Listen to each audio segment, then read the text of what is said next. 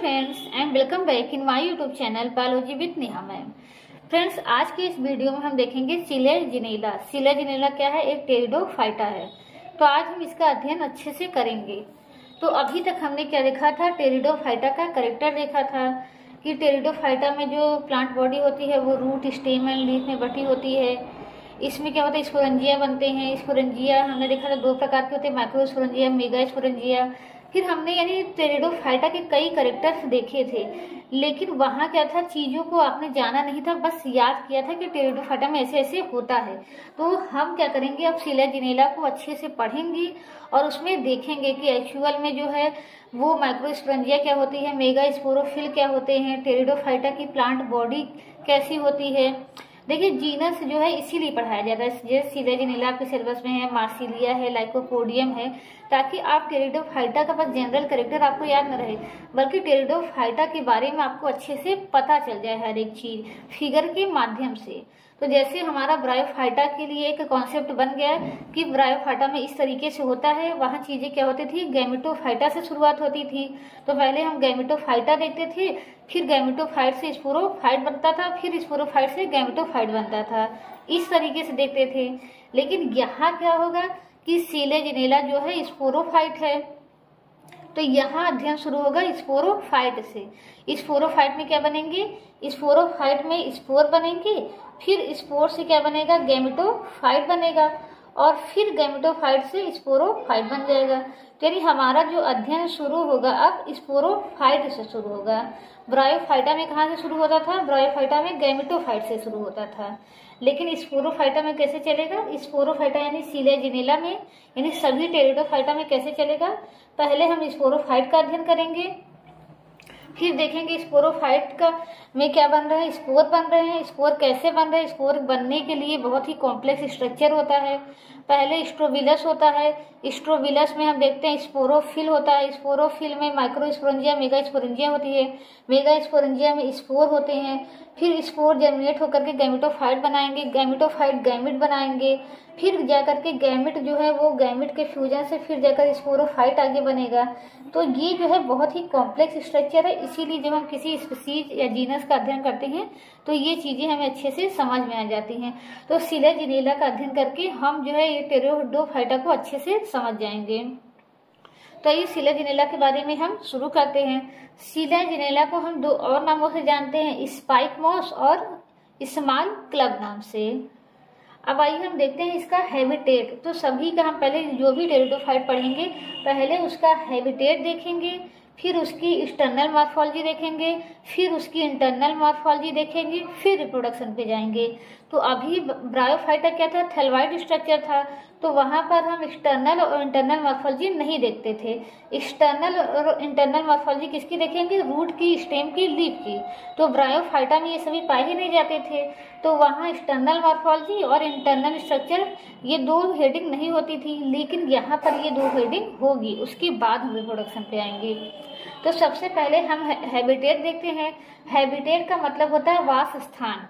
तो टेरिडोफाइट कहाँ रहते हैं? मॉइस्ट एंड सैडी प्लेसेस पे, ऐसे स्थान नमी वाले और छायादार स्थान पे रहते हैं। लेकिन कुछ टेरिडोफाइट क्या होते हैं? जीरोफिटिक होते हैं। जीरोफिटिक का मतलब ऐसे जगह पर पाए जाते हैं जहां पर पानी की कमी होती है। तो दो स्पीसीज आपको याद रखना है, पूछा जा सकता है कि सिलेजिनेला की कौन सी स्पीसीज जो होती है वो जीरोफिटिक होती है। तो एक है सिलेजिनेला रुपेस्ट्रिस और एक है सिलेजिनेला लेपिडोफाइला। इसके अलावा सिलेजिनेला की एक स्पीसीज जो होती है वो ईपीफाइटिक भी होती है। ईपीफाइटिक का मतलब ऐसे प्लांट जो दूसरे प्लांट के ऊपर ग्रो करते हैं, तो वो है सिलेजिनेला ओरेगाना। इसके अलावा अगर इसका हम हैबिट देखें, हैबिट का मतलब होता है स्वभाव, तो इसमें सेस्पिटोज हैबिट पाया जाता है। अब ये सेस्पिटोज हैबिट का मतलब क्या है? सेस्पिटोज हैबिट का मतलब क्या है कि जो सिलेजिनेला प्लांट होता है उसकी कुछ स्पीसीज में क्या होता है कि जब बहुत ही ड्राई कंडीशंस होती है तो ये जो लंबा प्लांट होता है ये सिकुड़ करके कैसा हो जाता है, बॉल लाइक हो जाता है इस तरीके से। और फिर उसके बाद जब मौसम सही होता है, अनुकूल होता है, पानी अवेलेबल होता है, तो ये फिर से अपने ओरिजिनल शेप में आ जाता है। तो ऐसे ही हैबिट को या ऐसे ही स्वभाव को हम क्या कहते हैं? सेस्पिटोज हैबिट कहते हैं। और ऐसे प्लांट जो सेस्पिटोज हैबिट शो करते हैं उसको हम क्या कहते हैं, उसको हम क्या कहते हैं, रिसरेक्शन प्लांट कहते हैं। तो ऐसे प्लांट जो सेस्पिटोज हैबिट शो करते हैं उनको हम क्या कहते हैं, रिसरेक्शन प्लांट कहते हैं। तो रिसरेक्शन प्लांट में सेलेजिनेला की कौन सी स्पीसीज आती है ये भी आप नोट कर लीजिए।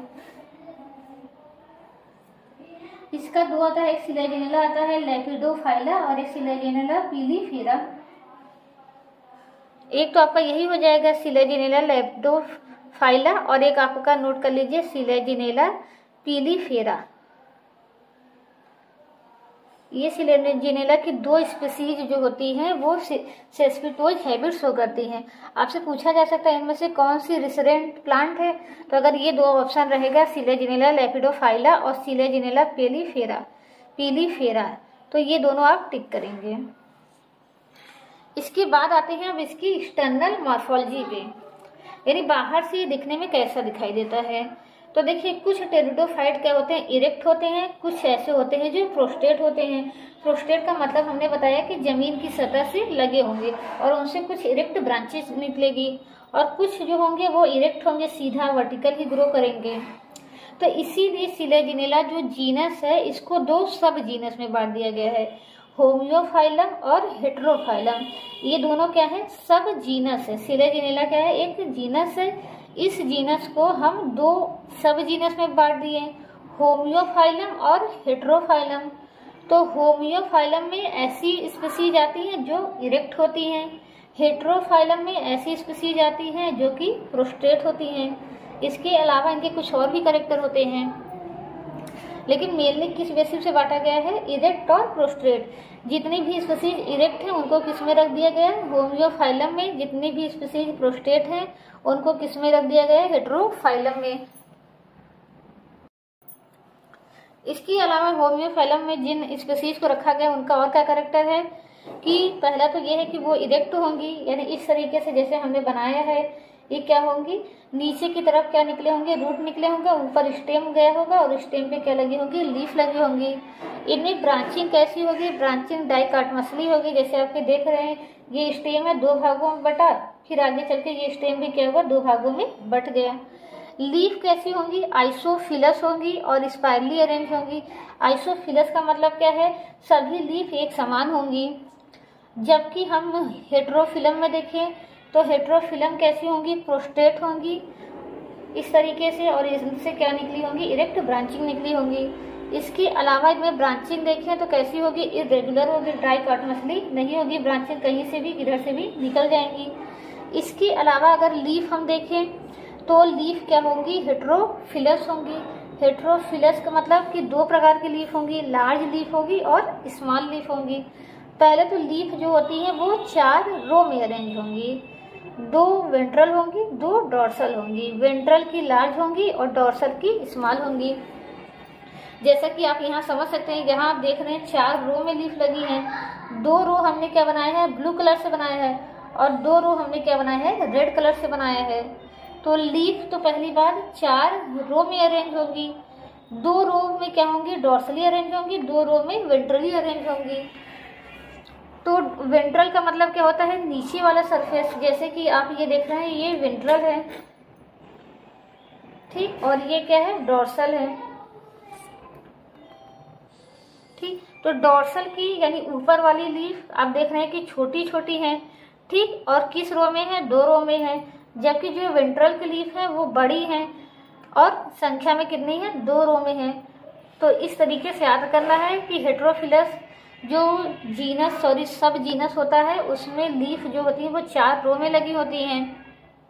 2 प्रकार की होती हैं, लार्ज और स्मॉल।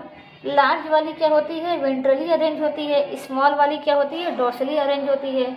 और 2 वेंट्रल रो होते हैं, 2 डॉर्सल रो होते हैं, जैसा कि यहाँ देख सकते हैं। और अगर हम प्लांट का अध्ययन करें तो यहाँ आप देख रहे हैं कि क्या है, ये प्रोस्ट्रेट प्लांट है और ये इरेक्ट प्लांट है। इसमें आपको क्या देखने को मिलेगा, रूट देखने को मिलेगा, स्टेम देखने को मिलेगा और लीफ देखने को मिलेगी। और यहाँ पर आप जो प्रोस्टेट स्ट्रक्चर देख रहे हैं यहाँ पर रूट स्टेम लीफ तो होती ही है, यहाँ पर रूट हमने नहीं बनाए हैं। रूट और पौधा क्या होता है, ऐसे लंबाई में ग्रो करता है, तो ये हमने बस उसका एक पोर्शन बनाया है। लेकिन यहाँ पर रूट क्या होंगे, किनारे पर रूट होंगे इसके, वो हमने नहीं बनाए हैं। बस एक लंबे पौधे का एक पार्ट ही बनाया है। इसके अलावा आप देख रहे हैं जहाँ जहाँ से ब्रांचिंग निकल रही है, जहाँ जहाँ से भी ब्रांचिंग निकल रही है वहाँ वहाँ से आप देख रहे हैं कि एक लॉन्ग सिलेंड्रिकल और अनब्रांच स्ट्रक्चर जो है नीचे की ओर निकलता है। जो प्रोस्ट्रेट जीनस होते हैं या प्रोस्ट्रेट स्पीसीज होती हैं, उनमें क्या होता है कि स्टेम की वेंट्रल सरफेस से नीचे की तरफ यानी जमीन के अंदर की तरफ एक लॉन्ग अनब्रांच्ड स्ट्रक्चर निकलता है, और इसमें क्या होती है, लीफ नहीं होती। ये अपने टिप पे जाकर के यानी अपने डिस्टल एंड पे जाकर के यहाँ पर एडवेंटिशियस रूट बन जाती हैं। तो इसी स्ट्रक्चर को हम क्या कहते हैं, राइजोफोर कहते हैं। तो अभी तक आपने राइजोइड सुना था, अब एक नया स्ट्रक्चर आ गया कि राइजोफोर। तो राइजोफोर जैसे आप कंफ्यूज हो गए कि ये राइजोफोर क्या होता है, वैसे वैज्ञानिक भी इसको लेकर कंफ्यूज है कि राइजोफोर एक्चुअल में क्या है, ये रूट है कि स्टेम है कि कोई नया ऑर्गन है। तो इसके लिए अलग अलग वैज्ञानिकों ने अलग अलग मत दिए हैं। आगे चल के हम उसी के बारे में पढ़ेंगे कि राइजोफोर एक्चुअल में है क्या, रूट है कि स्टेम है कि कोई और ऑर्गन है। तो इससे पिछली बार राइजोफोर से एक क्वेश्चन आया था कि राइजोफोर को किसने कहा था ऑर्गन ऑफ सू जेनेरिस, तो वो भी हम देखेंगे। तो अभी तक हमने क्या देखा, इसका हैबिटेट देखा, फिर इसकी हैबिट देखी, हैबिट में फिर उसके बाद इसकी एक्सटर्नल मॉर्फोलॉजी देखी। एक्सटर्नल मॉर्फोलॉजी में देखे कि सिलेजिनेला के जो प्लांट होते हैं वो दो प्रकार के होते हैं, कुछ स्पीसीज इरेक्ट होंगी, कुछ प्रोस्ट्रेट होंगी। इरेक्ट का फिगर ये है, प्रोस्ट्रेट का फिगर ये है, लेकिन दोनों में क्या होंगे, रूट स्टेम और लीफ होंगी। प्रोस्ट्रेट में भी होंगी, इरेक्ट में भी होंगी, लेकिन इरेक्ट में कुछ अलग प्रकार की होंगी, प्रोस्ट्रेट में अलग प्रकार की होंगी, जो हमने डिस्कस कर लिया। तो इस तरीके से एक्सटर्नल मॉर्फोलॉजी में अब आइए क्या देखा कि एक्सटर्नल मॉर्फोलॉजी में अभी हमने देखा कि ये दिखाई कैसे देते हैं। अब आइए एक एक करके रूट, स्टेम और लीफ के बारे में थोड़ी जानकारी और इकट्ठा कर लेते हैं।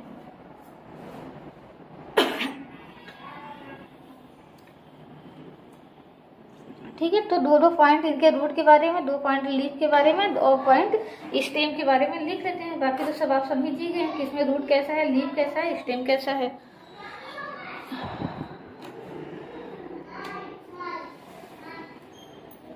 तो अगर हम रूट की बात करें तो हमने बताया था कि जो टेरिडोफाइट होते हैं उनमें जो प्राइमरी रूट होती है वो कैसी होती है, वो टैप रूट होती है। लेकिन ये बस कुछ समय के लिए होती है, उसके बाद नष्ट हो जाती है। फिर उसके बाद जो रूट निकलते हैं उसको हम क्या कहते हैं, एडवेंटेशियस रूट कहते हैं। एडवेंटेशियस। तो अगर आपसे पूछा जाए कि टेरिडोफाइटा में कैसे रूट होते हैं, तो एडवेंटिशियस रूट होते हैं। फिर इसके बाद अगर स्टेम की बात करें तो स्टेम तो हमने देख ही लिया कि 2 प्रकार के होते हैं, इरेक्ट और प्रोस्ट्रेट होते हैं। फिर तीसरा पॉइंट आता है लीफ का। लीफ कैसी होती है, लीफ भी हमने देख लिया कि जो 2 स्पीसीज होती हैं, एक होता है इरेक्ट और एक होती है प्रोस्ट्रेट। जो इरेक्ट होती है उनमें हमने देखा कैसी लीफ होती है, जो इरेक्ट होंगी उसमें आइसोफिलस होंगी, और जो प्रोस्ट्रेट होंगी, प्रोस्ट्रेट में क्या होंगी कि लीफ 4 भागों में 4 रो में अरेंज होती हैं। इसके अलावा अगर हम एक लीफ का स्ट्रक्चर देखें तो एक लीफ कुछ इस तरीके से दिखाई देती है, ऐसे इस तरीके से। इसके बेस पर और एक छोटी सी संरचना पाई जाती है। इस छोटी सी संरचना को हम क्या कहते हैं, लिग्यूल कहते हैं। इस छोटी सी संरचना को लिग्यूल कहते हैं। तो यहाँ बस एक पॉइंट ये याद रखना है कि अगर पूछा जाए कि लिग्यूल किसकी लीफ में होता है, तो सिलेजिनेला की लीफ में होता है। और लिग्यूल का आप बेस देख रहे हैं कि कुछ फूला हुआ है, तो इसके बेस को हम क्या कहते हैं, ग्लासोपोडियम कहते हैं। लेकिन क्वेश्चन यहीं से आते हैं कि ग्लासोपोडियम किसमें पाया जाता है, लिग्यूल किसमें पाया जाता है, इसीलिए ना डीप में बताना पड़ता है। ग्लासोपोडियम, जो चीज़ किसी में नहीं पाया जाता किसी एक में पाया जाता है, वहीं से क्वेश्चन बन जाते हैं। सिलेजिनेला की लीफ आपने देखी थी क्या, 2 प्रकार की होती है, लार्ज होती है, स्मॉल होती हैं। जो सभी लीफ होती है, सभी लीफ पे क्या होती है, एक लीफ लाइक स्ट्रक्चर और होता है, जिसको हम क्या कहते हैं, लिग्यूल कहते हैं। लिग्यूल का जो बेस होता है वो फूला हुआ होता है, उसके बेस को हम क्या कहते हैं, ग्लासोपोडियम कहते हैं। तो इस तरीके से हमने रूट, स्टेम और लीफ की एक्सटर्नल मॉर्फोलॉजी देख ली कि ये बाहर से कैसे दिखाई देते हैं।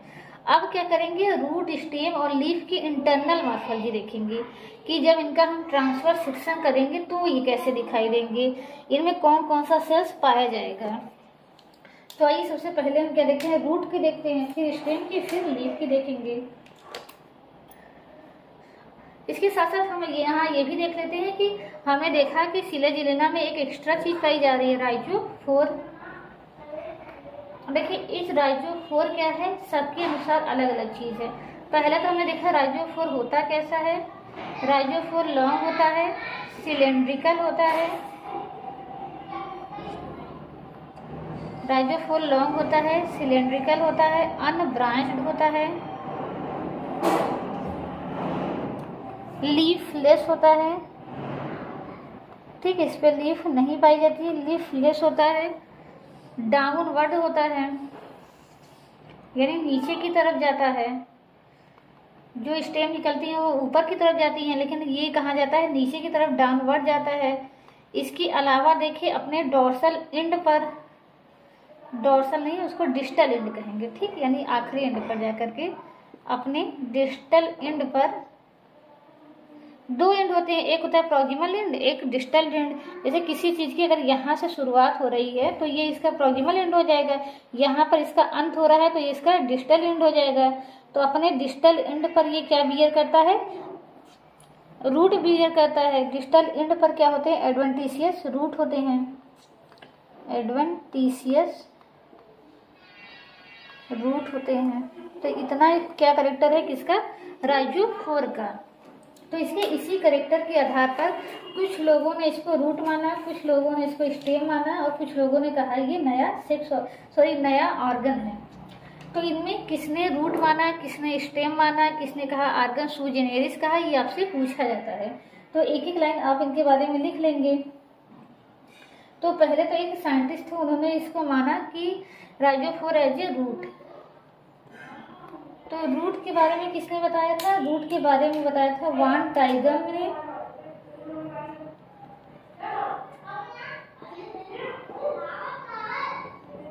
वान टाइगम एक नाम याद रखना है। इसके अलावा हर्वे ने भी कहा था कि ये रूट है, हर्वे गिब्सन ने भी कहा था कि ये रूट है। इसके अलावा एक और साइंटिस्ट का नाम याद रखना है, वेबस्टर स्टीव्स। वेबस्टर स्टीव ने भी ये माना था कि क्या है, ये रूट है। तो उन्होंने ऐसा क्यों कहा, उन्होंने ऐसा इसलिए कहा कि देखिए अगर ये स्टेम होता है तो स्टेम की क्या खासियत होती है कि ये ऊपर की ओर जाते हैं। हमने स्टेम कहाँ जाते हैं, ऊपर की ओर जाते हैं, जबकि रूट कहाँ जाते हैं, नीचे की तरफ जाते हैं। तो जो चीज ऊपर की तरफ जाती है उसको कहते हैं निगेटिव जियोट्रॉपिक, निगेटिव जियोट्रॉपिक कहेंगे, निगेटिव जियोट्रॉपिक कहेंगे। और जो चीज नीचे की ओर जाती है उससे क्या कहते हैं, पॉजिटिव जियोट्रॉपिक कहते हैं, पॉजिटिव जियोट्रॉपिक कहते हैं।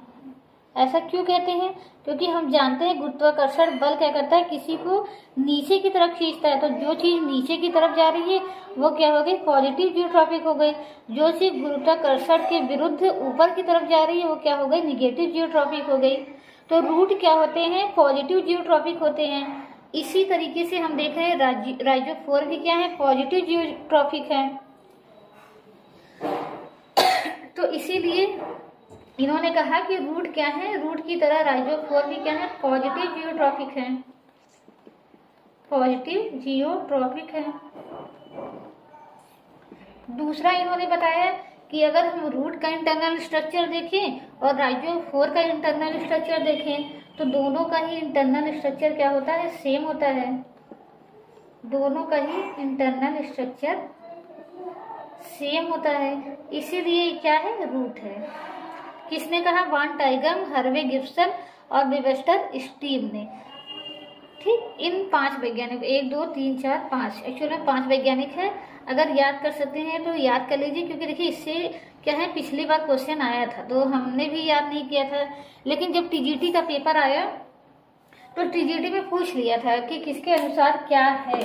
तो टीजीटी में भी जो क्वेश्चन आया था, पूछा था कि आर्गन ऑफ सू जेनेरिस किसके अनुसार है, वही सेम क्वेश्चन पीजीटी में भी आ गया था, तो टीजीटी का ही देख करके हमने याद कर लिया था, पहले याद नहीं किया था, इसलिए हम आपसे कह रहे हैं कि आप लोग लेकिन याद कर लीजिए। तो किसने कहा था कि स्टेम के लिए आप याद कर लीजिए, ब्रूचमैन ने और वर्सडेल ने कहा था।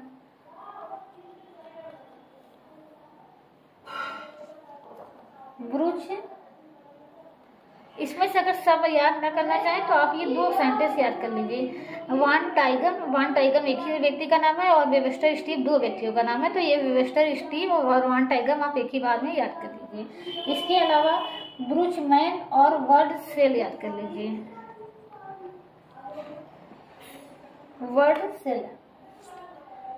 वर्सडेल होगा।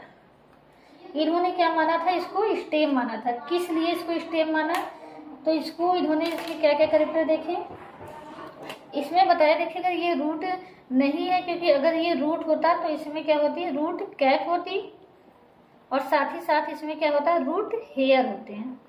तो ये दोनों फीचर क्या होता है, रूट में होते हैं, इसीलिए इन्होंने कहा, लेकिन ये फीचर इसमें नहीं है क्योंकि ये रूट नहीं, ये स्टेम है। इसके अलावा इन्होंने कहा कि अगर हम देखते हैं कभी कभी क्या होता है कि ये जो राइजोफोर है ये किस में डेवलप हो जाता है, ये शूट में डेवलप हो जाता है। शूट क्या होता है, stem with leaf, stem with leaf. एक तो हम ये भी कहते हैं कि प्लांट जो है वो रूट, स्टेम और लीफ में बटे होते हैं, या सिंपली हम ये भी कह सकते हैं कि प्लांट जो है वो रूट और शूट में बटे होते हैं। शूट का क्या मतलब है, स्टेम विथ लीफ।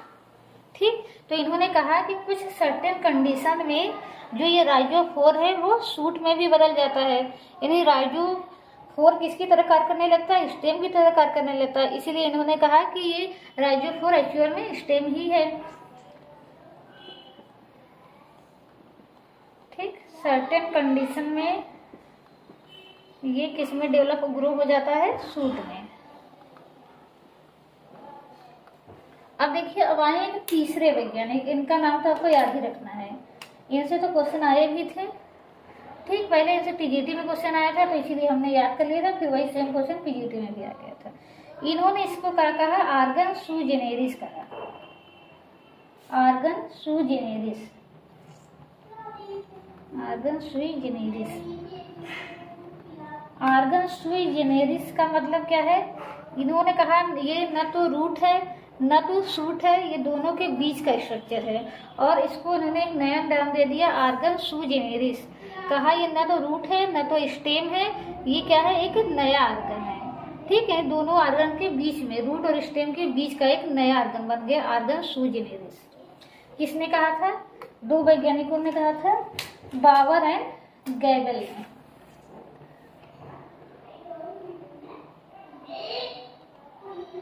बोवर एंड ग्लोडेल ने।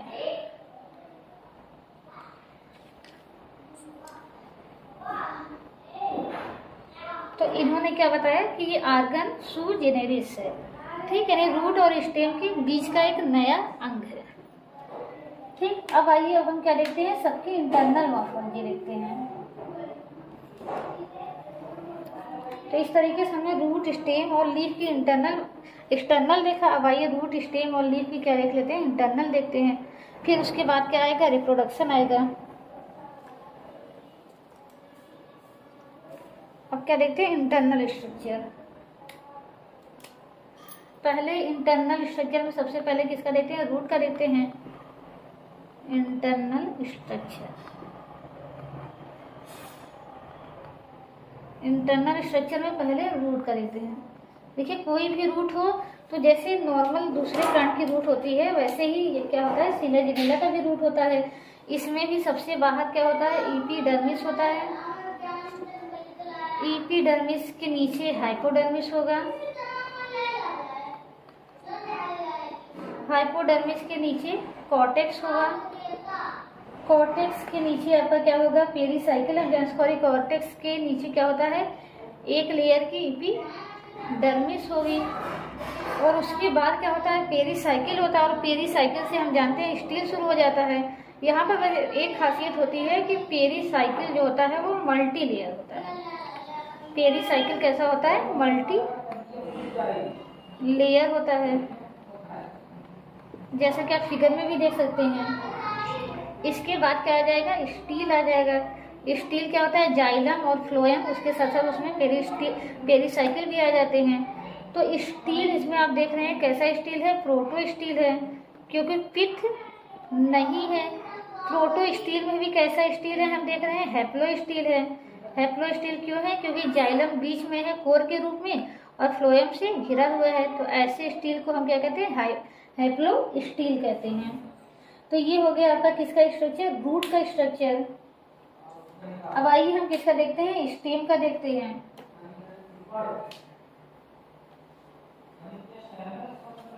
ठीक, अब किसका देखते हैं, स्टेम का इंटरनल स्ट्रक्चर देखते हैं।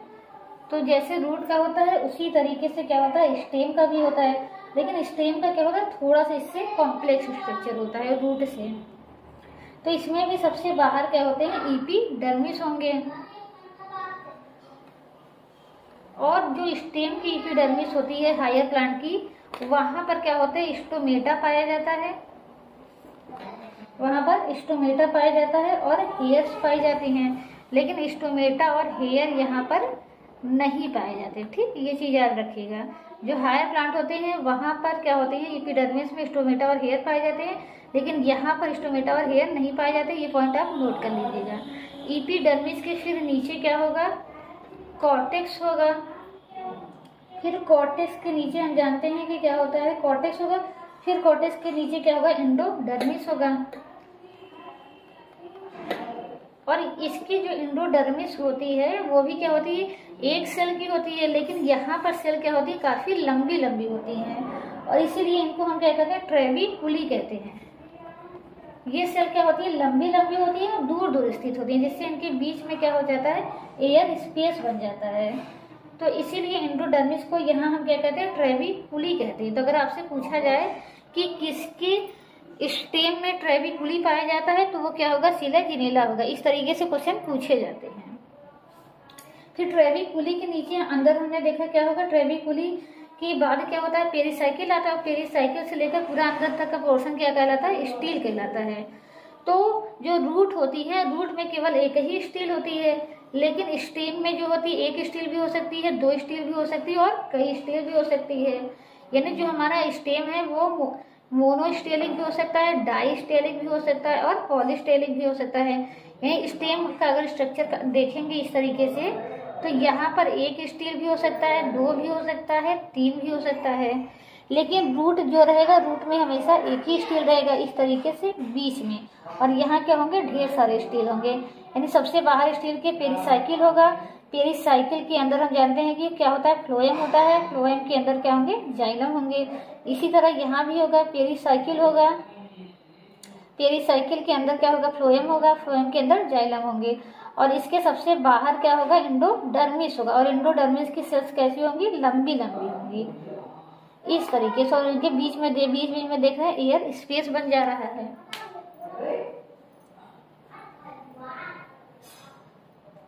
तो स्टेम कैसे होता है, स्टेम आपका मोनोस्टेलिक भी हो सकता है, मोनोस्टेलिक भी हो सकता है, डाइस्टेलिक भी हो सकता है और पॉलीस्टेलिक भी हो सकता है। ठीक, ये फीचर याद रखने हैं आपको। तो इस तरीके से किसका हमने देख लिया, स्टेम का स्ट्रक्चर देख लिया।